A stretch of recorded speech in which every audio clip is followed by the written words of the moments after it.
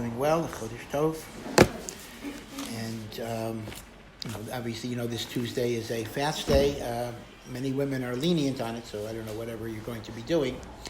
But even if you're not going to be... Oh, you didn't even know that? No, I didn't know that women were lenient on Well, many women are lenient, and many men are lenient too. It's if you have discomfort fasting, so we're more lenient. But there are a few unusual things about Asara B'Teves. Number one, it is the only fast that we sometimes fast on Friday. If Asara B'Teves falls out on Friday, we actually fast going into Shabbos. And only when Shabbos starts do we break it. And number two, it is brought down that if it would fall out on Shabbos, you would even fast on Shabbos. Now that's a counter-reality hypothetical, because under the Jewish calendar, the 10th of Tevet can never fall out on Shabbos. But theoretically, if it would even override Shabbos, just like Yom Kippur. Even Tisha B'Av does not override Shabbos. And Asara B'Teves, it is brought down in different Sfarim, is like a Rosh Hashanah. Rosh Hashanah is a Yom Hadin, a day of judgment, if you live or die. Asara B'Teves is a Yom Hadin on the issue of Binyan Beis HaMikdash or Churban Beis HaMikdash. In other words, Asara B'Teves is the day that Hashem decides if the coming year we will have a Beis HaMikdash or not. So whether you fast or don't fast, it's an important time to think about Tshuva and Sinas Chinam. According to some sources, Bechiras Yosef happened on Asara B'Teves, Yosef being sold. So that makes it a day where we committed the sins of tremendous hatred and jealousy. So B'Ezras Hashem, we hope that even this year, there will not be a fast of Asara B'Teves, because the Beis HaMikdash and Mashiach will come, the Beis HaMikdash will come. But if Chas v'Shalom we do have to fast this year, then may it be the very, very last time that we have a fast over the Churban Beis HaMikdash. Now, to make things even harder for you, the Shulchan Aruch brings down that there were some tzaddikim that had a 3-day fast. They would eat in between at night. They would fast the 8th, 9th, and 10th of Teves. Our minhag is not to do that, obviously. We don't do that, but such a custom is recorded. And let me just go over what that would represent. First of all, what happened on the 10th of Teves? Why is it a fast day? What happened on the 10th of Teves was Nebuchadnezzar, the Babylonian king, sent his army to begin a siege against Jerusalem. This is for the first temple, not the second temple. And culminating 3 years later in the destruction of the Beis HaMikdash. So Asara B'Teves is the very, very, very beginning of the process that resulted in the Churban Beis HaMikdash. In a sense, nothing happened on Asara B'Teves. It was simply an army surrounded Jerusalem. As far as we know, no Jew died that day. The Babylonians did not break into the city that day. They began the siege. But because it is the beginning, it is the seed of Churban, destruction, and Golus, we observe it as a fast day. That is what happened on the 10th. Now, one little thing just to think about, and that is, when you think about the 9th of Av, the 9th of Av is both the destruction of the first Beis HaMikdash and the second Beis HaMikdash. Both temples were destroyed on the same day. Do you know how many years apart? Because we know exactly how many years apart it was. We can figure this out. Relatively easy. It was 490 years to the day.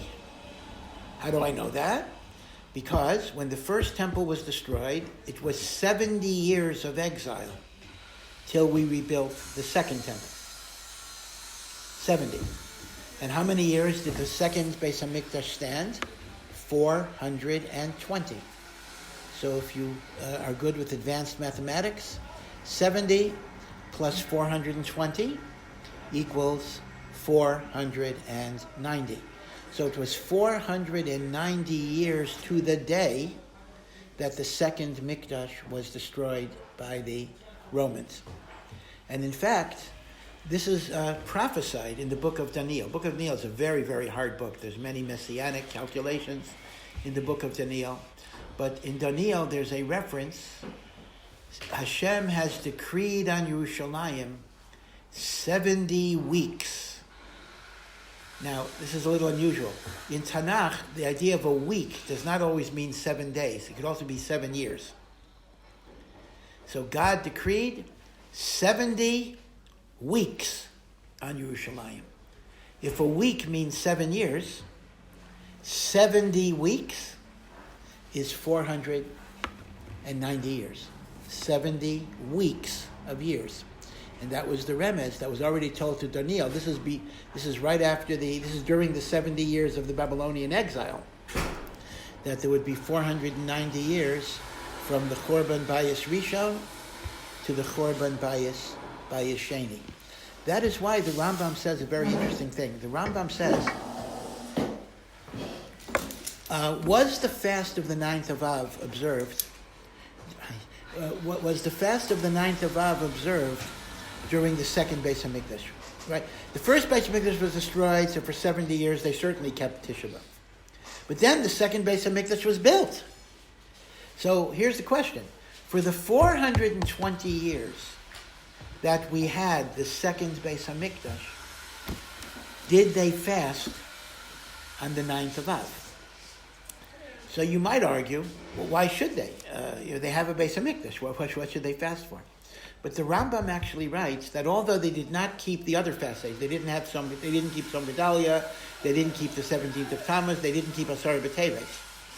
But Tisha B'Av they fasted, even when they had the second Beis HaMikdash.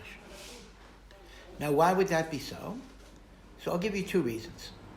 Reason number 1 is that the second Beis HaMikdash never fully replaced the first Beis HaMikdash. There were things we had in the first Beis HaMikdash that we never got again. We're only going to get the third Beis HaMikdash when Mashiach comes. But we didn't have it in the second Mikdash. A few examples. We didn't have prophecy, Nevuah, in the second Beis HaMikdash. We didn't have the Aron HaKodesh and the Luchos in the second Beis HaMikdash. It was concealed and we never got it back. If you walked into the Kodesh HaKadoshim during the 420 years of the second Beis HaMikdash, for Yom Kippur, the Kohen Gadol walked into the Kodesh HaKadoshim, there was nothing in the room. It was an empty chamber. I mean, it was full of godliness, of course. I mean, it's Kadosh Kadoshim. But there was no physical object in there. Okay, there was not an Aron HaKodesh. So, one reason why we would fast during the second Beis HaMikdash is because we didn't gain it. We still lost a lot of things that we lost in the first Beis HaMikdash. But there's another reason why we fasted. Because given the fact that the Jewish people knew that the second Beis HaMikdash was going to be destroyed, that was already told to Daniel, every Tisha B'Av they would fast and pray that Hashem should cancel the decree. Because remember, evil decrees can always be canceled. Even if Hashem tells you the Beis HaMikdash is going to be destroyed, if we do tshuva, it's right, tshuva, tefillah, tzedakah, right, tshuva and prayer and charity, mavirin es roa hagzera, they take away the evil decree. So Tisha B'Av was the day of tshuva and prayer that the second Beis HaMikdash should not be destroyed. They knew it would be destroyed? So they knew. They knew because Daniel's prophecies were already written down. It was part of Tanakh. It's in Tanakh. So they knew it. So there was always this sense of fear and trepidation. They knew it was coming unless they do tshuva, unless Hashem cancels the decree. So that's the, yeah. Is this we just were wondering about obligatory and not, is this an obligatory fast for women or no? So it's a little tricky.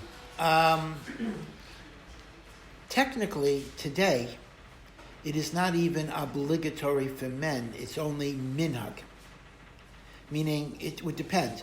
When the Jewish people are being persecuted, then the fasts are obligatory, both for men and for women. When the Jewish people are in Golus, but they're not being actively persecuted, and most Jews are not being actively persecuted, but we're in Golus, then it has the status of minhag, and that's the basis, and that's the question whether women are obligated in the minhag. And what's minhag? Minhag means binding custom based on accepted practice. And the reason why we're a little more lenient today is because other than Tisha B'Av, we look at the other 3 fast days as minhag fast days, custom fast days, rather than obligations. And at a time, let's say, maybe during the Holocaust or during times of active persecution, the fast days would become obligatory. And then you would not really differentiate between men and women. But today, we consider them, other than Tisha B'Av, we consider them to be optional, but binding because of minhag. In other words, there is a concept in halakha, a very important concept, that even if something in its inception was optional, if the Jewish people have accepted it as a practice, that becomes a customary practice that is binding. So the word for that is minhag. Minhag is a very important principle in halakha. Did the Jews know? Did they know that the Beis Hamikdash would be destroyed on the 9th of Av? That's what we fasted on that. That's a good question. It's not clear how they would know that, because in Daniel's prophecy it does not say 9th of Av, but it seems that they had a sense that this is the day that's set aside for tragedy. Because remember, the day of 9th of Av is a day of tragedy, is way, way before the destruction of the temple. It all goes back to the spies in the Chumash. Remember, the spies came back on the 8th of Av, and they gave their report. And that night, which is the 9th of Av, everybody, all the men, the women didn't cry, but all the men cried and complained. So what did God say? You are crying for no reason. I will make this day a day of weeping for a reason. So they knew already, all the way back from the time of the Torah, that the 9th of Av is going to be a tragic day. So when the first Beis HaMikdash gets destroyed, I think, and they knew the second one was going to get destroyed, they had a feeling that it's going to be bad. All right, so that's the fast of the 10th of Teves. Now, one thing to point out, that the 10th of Teves has nothing to do with the second temple, only the first temple, right? Because the 10th of Teves is the day that Nebuchadnezzar, the king of Babylonia, surrounded or began the siege against Jerusalem. That's the first temple. For some reason, we don't even know when the Romans began their siege against Jerusalem, and that's not commemorated as a fast day. The point I want to point out is that unlike the 9th of Av, which commemorates both the first Beis HaMikdash and the second Beis HaMikdash, Asara B'Teves is miyuchad, it is unique, that it only focuses on the first Mikdash, not the second one. I don't necessarily have a complete answer why that's so, but it is something to think about, that the tragedy of the 10th of Teves is connected to the Mikdash Rishon and not to the Mikdash Sheni. The same thing is true for the fast of Gedalia. Right? What is the fast of Gedalia? Right after Rosh Hashanah, there's the fast of Gedalia. So after Nebuchadnezzar destroyed the first temple, so he appointed a governor, a Jewish governor, over the few Jews that remained in Eretz Yisrael. And that governor was a big tzaddik. His name was Gedalia. And Gedalia was assassinated by another Jew who was jealous of him. Mamish, a Jew killing a Jew. And that kind of was the nail in the coffin, meaning as long as Gedalia was alive, even when the Beis HaMikdash was destroyed, people thought perhaps Gedalia could be a Mashiach that will rebuild the Beis HaMikdash. Once Gedalia gets destroyed, they knew that the Golus was it, at least for 70 years. So Tzom Gedalia, the fast of Gedalia, is also connected to the first Beis HaMikdash, not the second. So Tisha B'Av is for both, but Tzom Gedalia and Asara B'Teves are connected to the first Beis HaMikdash, and 17th of Tammuz is B'dafka connected to the second Beis HaMikdash. That is when the Romans broke into Yerushalayim, and they destroyed the temple 3 weeks later. So some fast days are both. Some fast days are only first Mikdash, and one fast day is only for the second Mikdash. By the way, in terms of Tzom Gedalia, just a little bit of, obviously it's not relevant in the calendar right now. We're very far from Tzom Gedalia. But there are opinions that actually say Gedalia was killed on Rosh Hashanah. But since you're not allowed to fast on Rosh Hashanah, we make the fast the first available day that you are allowed to fast, and that's the day after Rosh Hashanah. So the fast is on the 3rd of Tishrei, not because Gedalia was killed on the 3rd of Tishrei, but because that's the first day you could fast after he was killed. He was killed on Rosh Hashanah itself. What happened on the 17th of Av again? 17th of Tammuz? Tammuz. Yeah, 17th of Tammuz was the day that the Romans broke through the wall of Jerusalem. The second. The second temple? For the second, the Romans are the second temple. See, it's interesting that we're kind of missing a date for each thing, because like this. For the first temple, we commemorate the beginning of the siege, but not the day that the Babylonians broke through the wall. I thought it was just the same for both. So you thought it was the same? For what? I thought that Shiva Sarvatama was the day they broke through the wall. Well, okay, to clarify it a little bit, it's not the same, because for the first Beis HaMikdash, they broke through the wall on the 9th of Tammuz. Oh. And the second Beis HaMikdash, they broke through the wall on the 17th of Tammuz, and the Chachamim didn't want to make two fast days so close to each other. Oh. Yeah. But they had no problem doing 3 in a row. So, well, that's only for tzaddikim. Yeah. Although Tzom Gedalia and Yom Kippur are also they're a week apart. Yeah. Well, the 3 in a row is not for everybody. There's only unique people. Okay, so now you know what is the 10th of Tevet. So what about the 8th and the 9th? What happened on the 8th and the 9th, right? So this is not connected to the Beis HaMikdash. This is a totally different thing.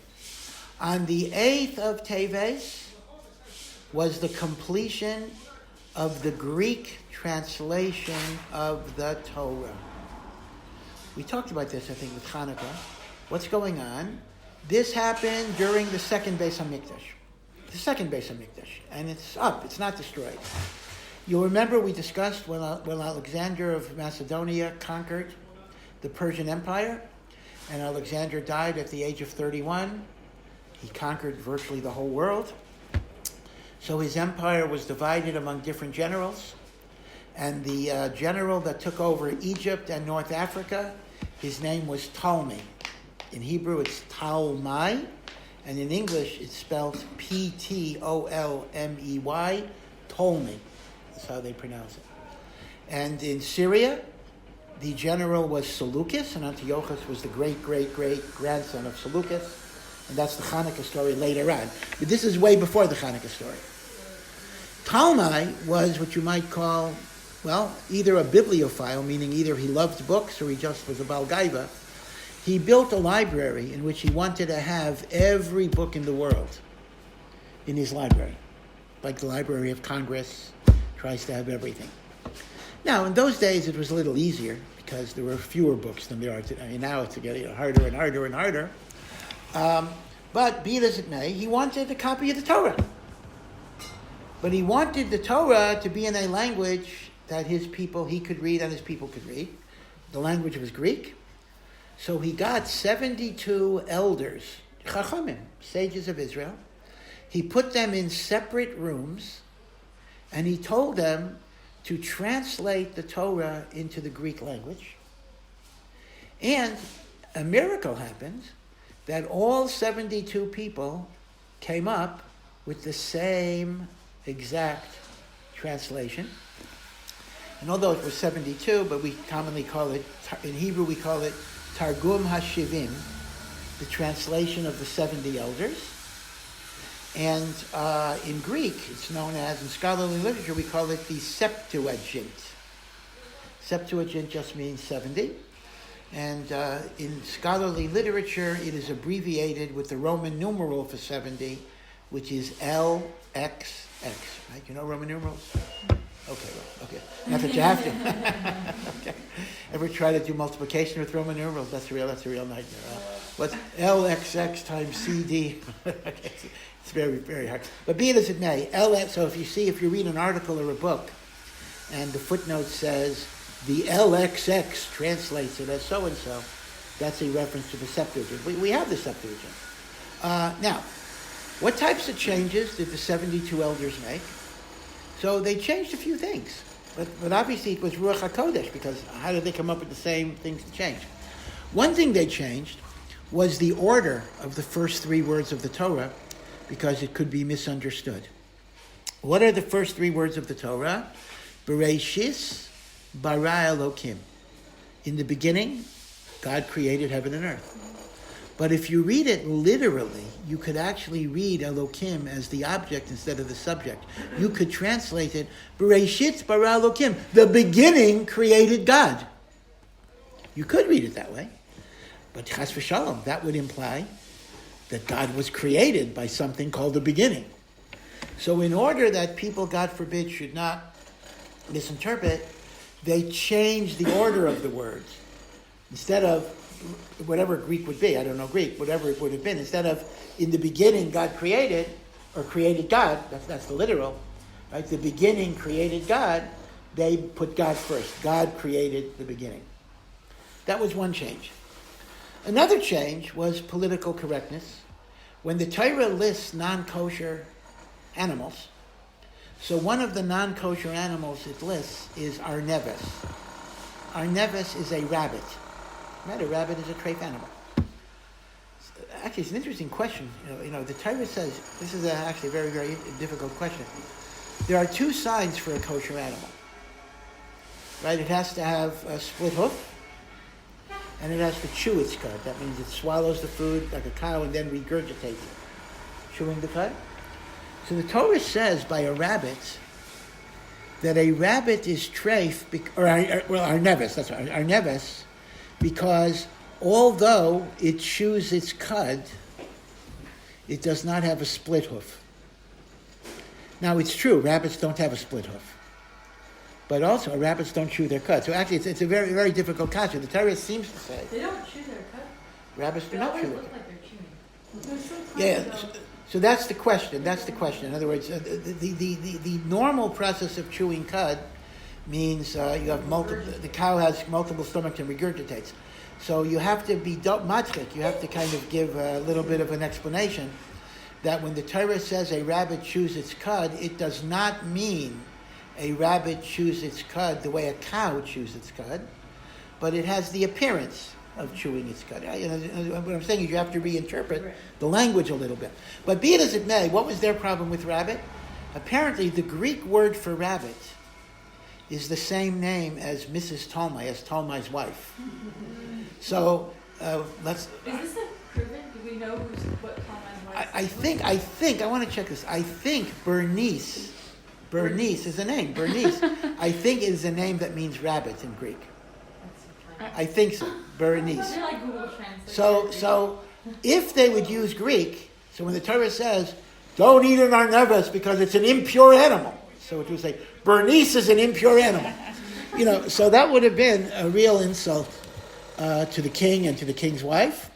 So they used a different word for rabbit, a less common word for rabbit, right? And they made all of these changes. Now, the Gemara says, the day that this translation was completed, darkness came into the world. And that is why some people fast on the 8th of Tevet, because the 8th of Tevet was that day that the Targum HaShivim was completed. So the question is, what's so bad about it? I mean, here we have a translation by Chachmei Yisrael, the sages of Israel, and obviously Hashem inspired them to do what they had to do. It was a Ruach HaKodesh.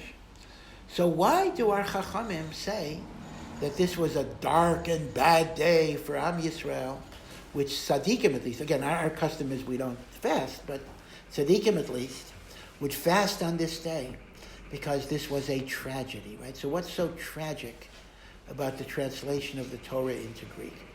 So there are a few ways of understanding it.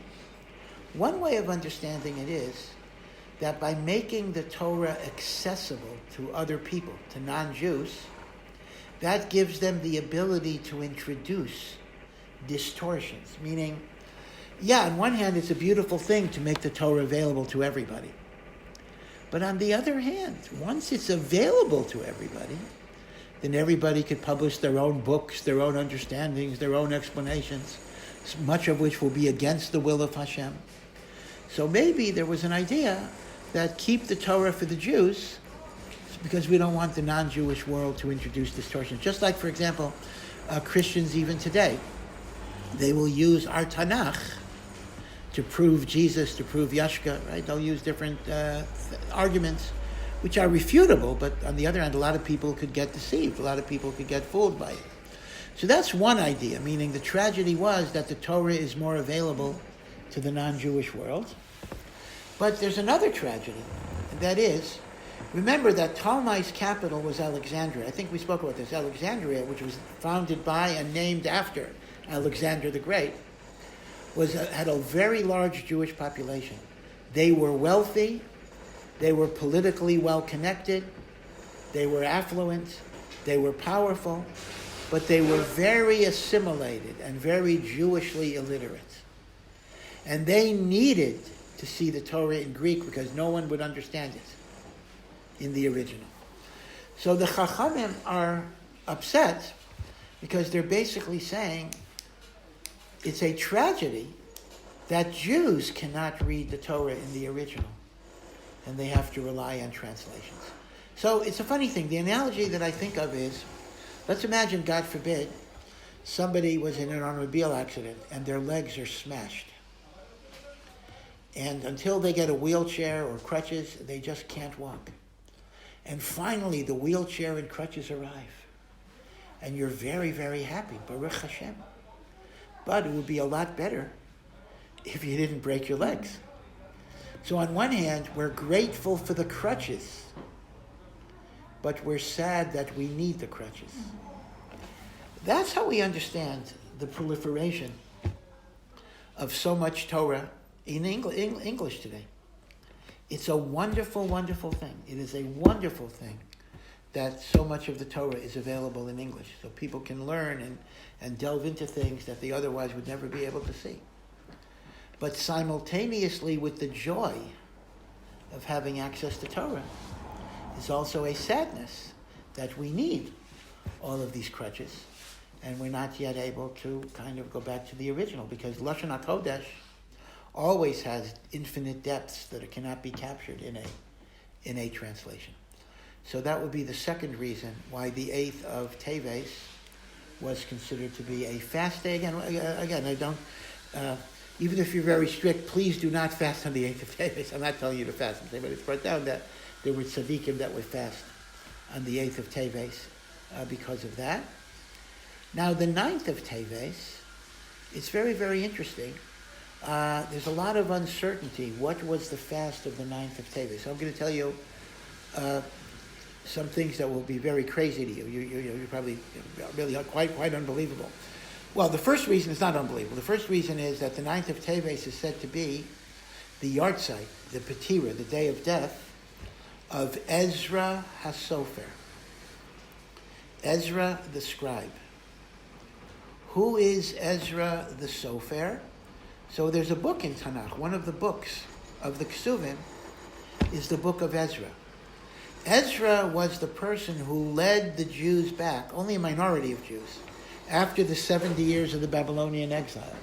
He brought Jews back, and it is said that Ezra was so great that he was as worthy as Moshe Rabbeinu of giving the Torah to Am Yisrael, except for the fact that we already got the Torah through Moshe.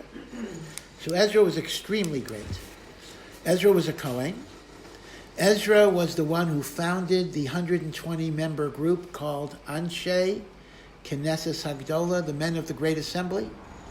You've heard of them? They're mentioned in Pirkei Avos. They were the people who wrote our Tfilos, our Shmona Esrei. They made many, many takanos. They kept Judaism alive through the 70 years of exile and the beginning of the Second Temple period. So some consider Ezra to be so great that his yahrzeit, the day that he died, would be kept as a fast for tzaddikim. Just as some tzaddikim fast on the 7th of Adar. Oh, really? Yeah, which is Moshe Rabbeinu's yahrzeit. So we regard the 9th of Teves and the 7th of Adar as kind of the same situation, because Ezra is like Moshe number 2. Why would you fast on that? So the question is, first of all, many people fast on their parents' yahrzeit. So, really? Oh yeah. Hasidim have a different way. Hasidim make a kiddush, and Hasidim bring in schnapps or whatever. So it's a different. Right. They eat more. It's a different minhag. But the Gemara does record that one should try to fast on the yahrzeit of their parents. So for great tzaddikim, there were inyanim of fasting for great tzaddikim. Okay, so that's the simple fast of the night. Part of the Anshe Knesset Hagdolah? Ezra was the founder of it. He was the first one. He was the first member. He created the Anshe Knesset Hagdolah because he determined that Klal Yisrael needed, like many Gedolim, many prophets and tzaddikim to come together to make decrees for the benefit of Am Yisrael. Okay, it couldn't just be this rabbi. It had to be a whole group of many. The last person of Anshe, the last survivor of Anshe Knesset Hagdolah was Shimon HaTzadik. And he was the Kohen Gadol when Alexander came and conquered Eretz Yisrael. Okay, so that's the simple reason for the 9th of Tevet. Now I'm going to give you two wild reasons. And the wild reasons are connected to Christianity. Reason number one, the 10th of Tevet, some say, is actually the birthday of Yashka. Now we know the Christians celebrate the birthday of Yashka on December 25, and that may not be accurate. Even as a secular date, that may not be accurate. In fact, the Greek Orthodox Church and the Russian Orthodox Church do not do that holiday on that day. They have another day. But some have figured out if you go back to the Hebrew date of that year, you get the 9th of Tevet. No, the 9th. That's what I'm saying. I'm trying to explain that the people who fast on the 9th of Tevet. And therefore, the 9th of Tevet might be a fast, according to some opinions, because it is the birthday of Yashka, and that created many sufferings for the Jewish people over hundreds and hundreds of years. And therefore, we fast on the day that he was born. See, for tzaddikim, you fast on the day they die, because we've lost them, at least begashmias. For Rishayim, you fast on the day they're born, because it would have been better had they not come into the world. Jesus was a Russia, according to Huh? Yashka? himself? He was a Russia? Well, we assume so, yeah. Why? You assume that? What do you assume? I assume that most of the evils of Christianity and stuff, that all came after. Like, people listened to Oh, that's true. No, that's true. I mean, Yashka didn't live long. I mean, Yashka didn't do anything. Right. Also, you didn't have that in here. But on the other hand, Yashka made false claims. He claimed he was a Mashiach. He claimed all sorts of things. So he was a Navi Sheker, and he pulled Jews away from following the Torah. So yeah, I mean, I'm not blaming Yashka directly for the physical things that happened to Jews. He didn't do the Crusades. He wasn't alive then. But he was like a masis. A masis means he pulls Jews away from following the Torah properly. So that's called a Russia. Was he like the only Masis in the Jewish history? Oh no. There are plenty. But why would he specifically? Well, the reason is because obviously the movement he started became the most powerful movement. I mean, the average Masis was one guy, and when he got killed, that was over. Right. Yashka started a movement that involves billions of people. And many tsaras happened to us. So in retrospect, we say it would have been better for us had he not been born and not started the whole thing. So what's the tradition of Nittelnach? Okay. So Nittelnach is not related to this, but Nittelnach is presupposing Yashka's birthday was December 25, and there are two interpretations of Nittelnach. There is the rational interpretation and the Kabbalistic interpretation, which I'll tell you both. The Nittelnach basically meant that the night of Kratzmach, the night of December 25th, Jews did not go to shul, did not go to the Beis Medrash, and they did not learn Torah. That's what Nittelnach, those who kept the custom. Now, there were two reasons for it. The rationalistic reason simply says it was extremely dangerous to leave your house because the Goyim would often have a pogrom that night. So simply lock yourself at home and pray. And really, that rationalistic custom did not asser learning Torah at home. It just said, don't go to shul, don't go to the Beis Medrash. So that's a rationalistic explanation that simply says it was dangerous for a Jew to be in the street. The Kabbalistic explanation which is shver, but this is brought down, is that because it was the night of his birth, the powers of Tuma are very great. So when you learn Torah, you're giving spiritual energy to powers of impurity, and therefore it is better for you not to engage in learning Torah. Now, that's a very, very difficult idea, because we normally don't say learning Torah gives power to the impurity. The other way around, learning Torah fights impurity. Second of all, why would you use a secular date for that? I mean, if you're talking about the day has the powers of Tuma, the day that has the powers of Tuma is not the secular calendar. It would be maybe the 9th of Tevet or whatever your day is. So all I can say is some people have such a meaning. I don't know what's Chabad's So minhag long is. as it's a big, like even like the Rabbeim, they would play chess on it, like it was a thing. Okay. So tzarichin a little bit, Yeah. but this is the basis. The Kabbalistic basis is this. As I say, some say it was a rationalistic thing, that it was dangerous. But if you tell me the Rebbeim played chess, so they obviously were looking at it b'derech nister, Yeah. that you're being meisif, you're giving the powers of kedusha to tuma. Okay, yeah. Why do we believe that Jesus existed if in the Gemara there's like there's two records of him, but neither of them could be actually him because they're like 200 years apart? Yeah. So why Yeah. do we believe that he existed? Well, here's the thing.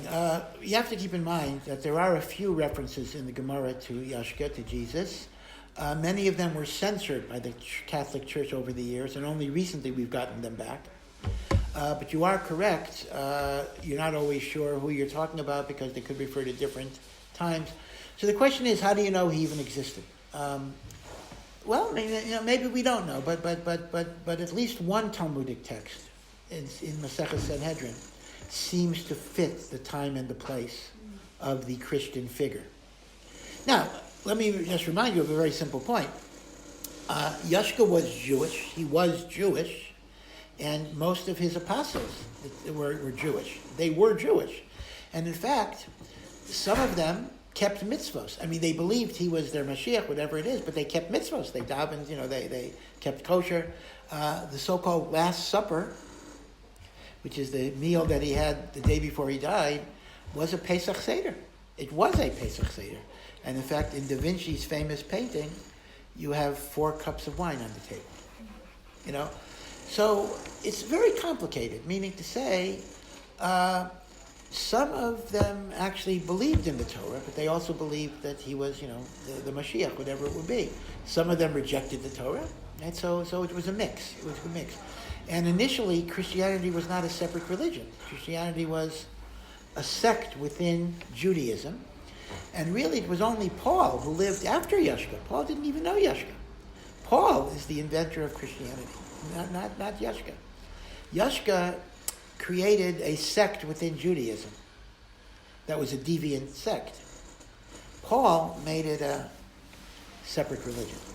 And that was 50 years after Yashka died. My history is not good. Yeah. So where was Yeshua? I don't know how you call him, Yeshua. Yashka, okay, you can call him Yehoshua. His name was Yehoshua. Yeah. Yeshua.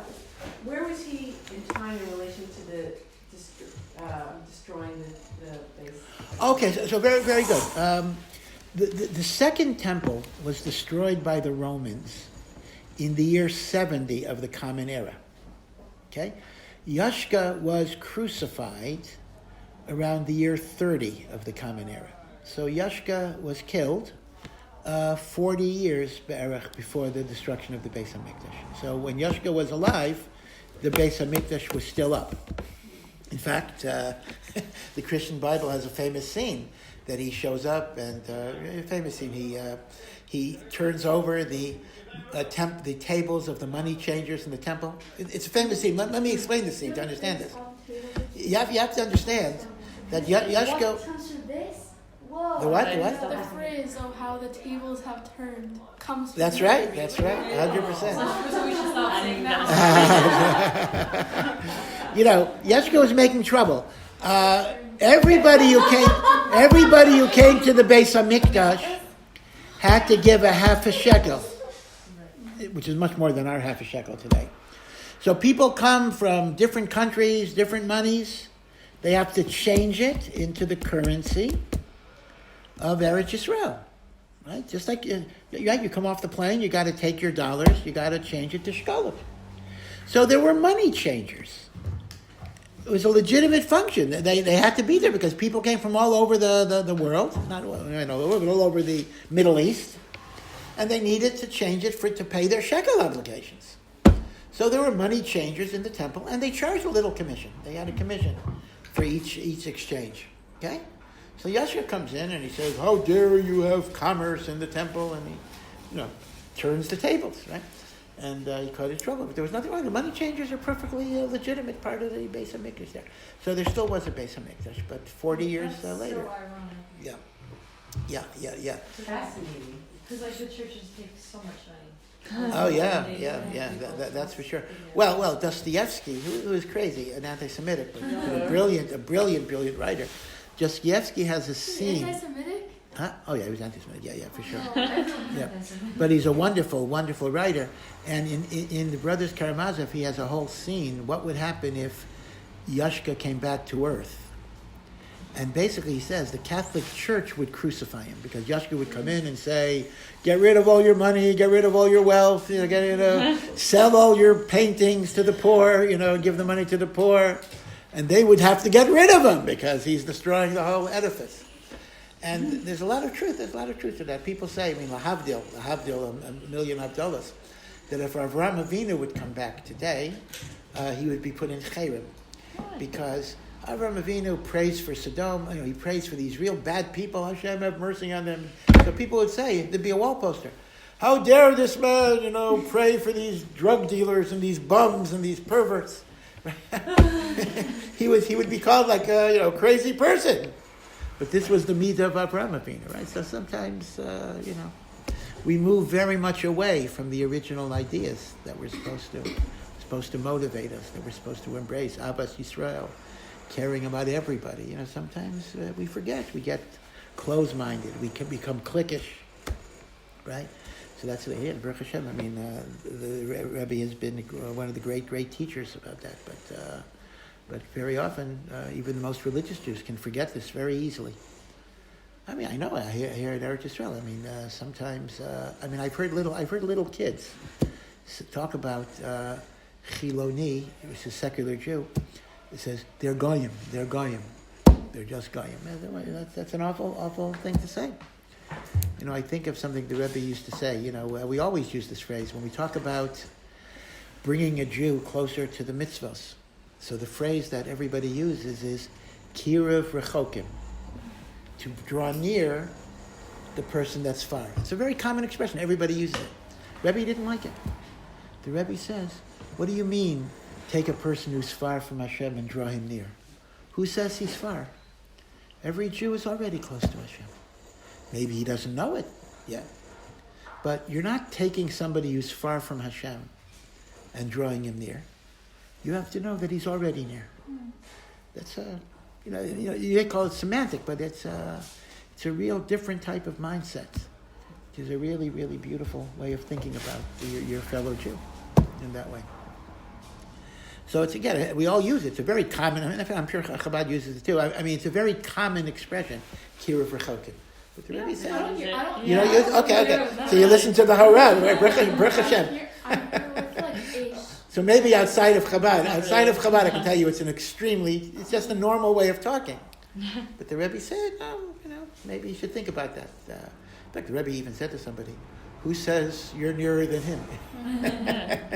You say, I'm going to draw a person, he's far away. Maybe he's closer than you already, You don't even know. So that's something to think about. Okay. All right. So now I'm going to give you a third explanation. So I gave, again, this is all digression.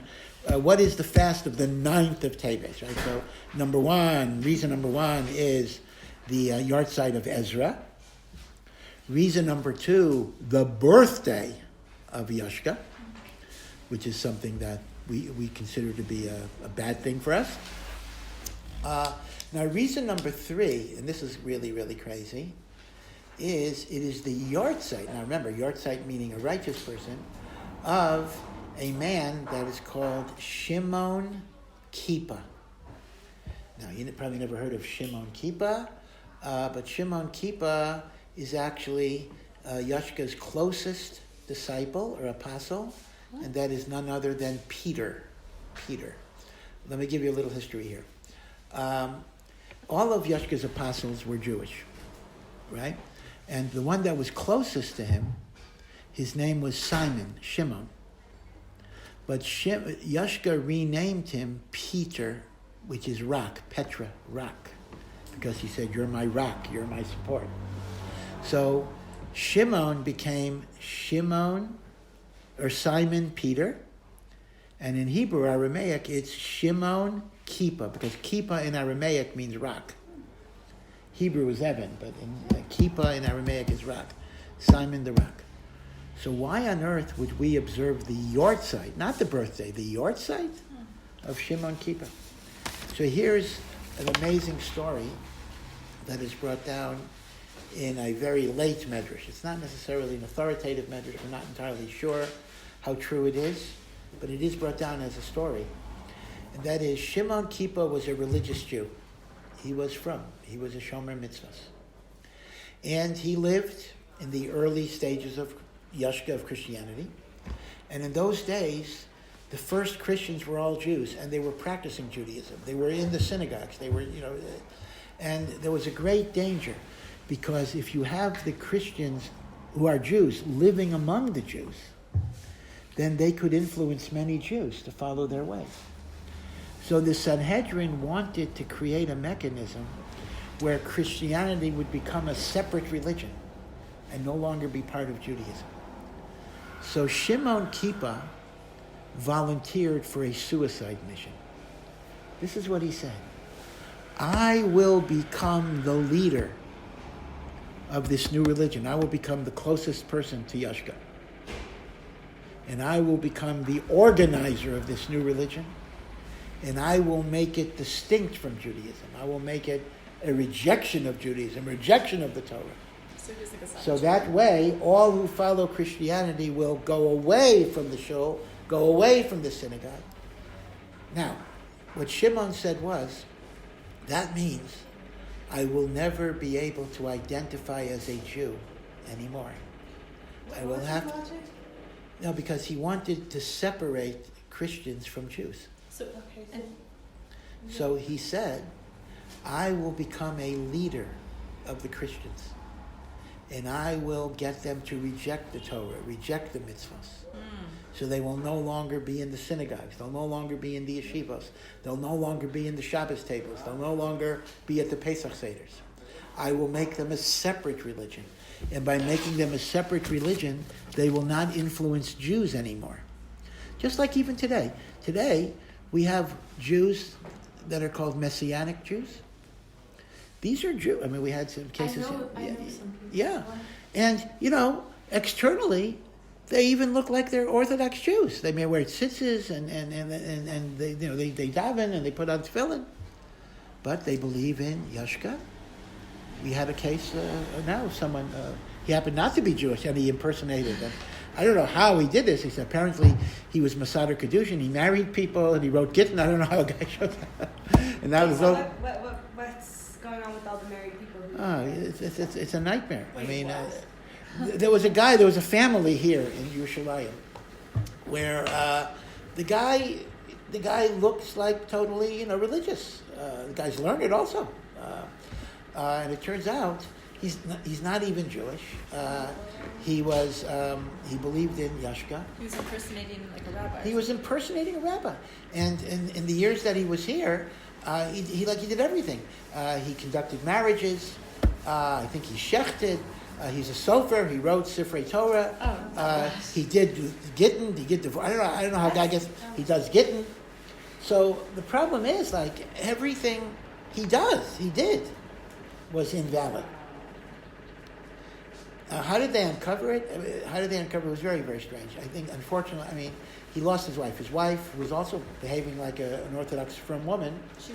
She had cancer, and I think as she was dying, she started calling out for Yashka, for Jesus, whatever it is. And I think some of the kids said something to classmates in a regular cheder, Did the kids know that they weren't Jewish? Well, let me put it this way. I'm not sure if they consider themselves Jewish or not, but they were taught about Jesus. They believe in that. So now, so it's a tragedy on top of a tragedy, because Lamaisa, he lost his wife, and these kids are orphaned. And that's a sad thing. On the other hand, the Jewish community wants nothing to do with them. So I don't know exactly what's going on, but it's a double tragedy, because their own family suffered something, and at the same time, they were victimizing the Jewish community. So it's crazy. So this is what Peter was trying to do. Peter was trying to get the Christians out of Judaism. It's like a martyr. Right. So he basically said, I'm going to kind of lose my connection to Judaism in order to save the Jewish people. So he's like a double agent. That's right. So he asked for one request. He said, please remember my yahrzeit and say prayers for me on the day that I died. And that's the 9th of Tevet. And there's another thing that he said. He said he composed a prayer. This is going to be wild. And he asked people to say this prayer. And some say this prayer is Nishmas. Do you know the prayer of Nishmas? We say it on Shabbos. It's a beautiful, beautiful prayer. In fact, it's also a segula for all sorts of things. Some people say Nishmas for children and for shidduch and for health. But Nishmas is kind of the all-purpose tefillos that people say for all sorts of things. And according to some tradition, Shimon Kippur, Simon the Rock, is the author of Nishmas. Now again, I'm not saying at all this is true, but it is brought down in some sources. Other sources say Sheker v'Chazov. It could not be true. But it's such an interesting out of the box, because this explains something very enigmatic. When the Shulchan Aruch says some people fast on the 9th of Teves, it says, but they didn't want to give us the reason for it. Which is very strange. Why would you say fast, but I'm not telling you why? Because they didn't want to be open about the connection to this Christian thing. People wouldn't understand exactly what it's about. Yeah. I thought you said that Paul was the one that... Yes, that's true. That's a question on this, because the truth of the matter is, historically, the break was done by Paul. This Medrash tries to make the break done by Peter. So that's another touch on the Medrash. I think the general history of Christianity would suggest that it was Paul who did it. Yeah. But Paul was not Shimon Kippur. Right? Shimon Kippur is Peter. By the way, Peter is the first pope. The way this works is this. The Catholic Church has bishops, right? Bishops are in charge of cities. So every city has a bishop. There's the Bishop of Jerusalem, the Bishop of Baltimore, the Bishop of Minneapolis, the Bishop of Chicago. So the Pope is really just the Bishop of Rome. He's the Bishop of Rome. So technically, he's the same as the Bishop of Minneapolis. The Bishop of Rome. But what? But they were makabel that the Bishop of Rome should be the boss over everybody. So the first Bishop of Rome was Peter, Shimon Kippur. So the first Pope was Jewish. Right? Shimon Kippur was the Bishop of Rome. He was the first Pope. And the Medrash brings down that in private, he kept mitzvahs, in private.